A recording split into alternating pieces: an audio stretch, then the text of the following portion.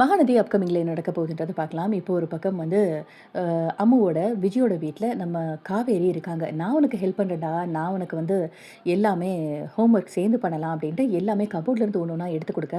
So அந்த ஒரு பக்கத்தில் வந்து விஜயோட கபோர்ட் இருக்குது, அதை ஓப்பன் பண்ணிடுறாங்க. அதில் ஒரு டைரி இருக்குது. சரி, அந்த டைரியை பார்த்த உடனே இதே எபிசோடில் நம்ம காவேரிக்கு எல்லாமே ஞாபகம் வரும் அப்படின்னு சொல்லி பார்த்தா, அந்த ஒரு டைரியில் ஃபர்ஸ்ட் பேஜ் எடுத்து பார்க்குறாங்க. அதில் ஒய்ஃபை பற்றி ரொம்பவே வர்ணித்து ரொம்ப அழகாக வந்து விஜய் எழுதியிருக்காரு. அதை பார்த்த உடனே காவேரிக்கு அவ்வளோ சந்தோஷம். இந்தளவுக்கு ஒய்ஃபை வந்து லவ் பண்ணுறாரு பாரு, இப்போ வரைக்குமே அது பெரிய விஷயம் தானே அப்படின்ட்டு.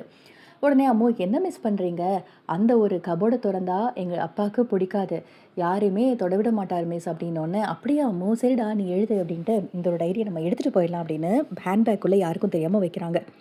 அடுத்தது வீட்டுக்கு போகிற காவேரி நைட்டு ஃபுல்லாக உட்காந்து ஒரு பக்கம் விடாமல் அந்த டைரி ஃபுல்லாகவே படிக்கிறாங்க.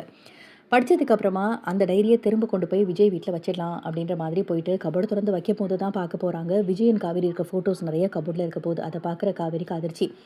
ஒரு பக்கம் உடம்பு சரியில்லாமல் போயிடும் அப்படின்னு சொல்லி பார்த்தா காவேரிக்கு எல்லா ஞாபகங்களுமே வரப்போகுது. ஓ, நம்மளோட ஹஸ்பண்ட் வந்து விஜய் தான், நம்மளோட குழந்தை தான் அம்மா அப்படிங்கிற மாதிரி ஞாபகங்கள்லாம் வரப்போகுது. இந்த மாதிரியான சீக்வன்ஸ் வந்து ரொம்பவே நல்லாயிருக்கும். இதுதான் வரப்போகுதுன்ற மாதிரியும் தகவல் வந்துருக்கு. வெயிட் பண்ணி பார்க்கலாம். இந்த ஒரு சீரியல் வந்து எப்படி போயிட்டுருக்கு, நீங்கள் எப்படி பார்க்குறீங்க அப்படிங்கிறத கமெண்ட் செக்ஷனில் சொல்லுங்கள். வீடியோ பிடிச்சிருந்தா லைக் பண்ணுங்கள். இந்த மாதிரி எப்படி இருக்க நம்ம சேனலில் சப்ஸ்கிரைப்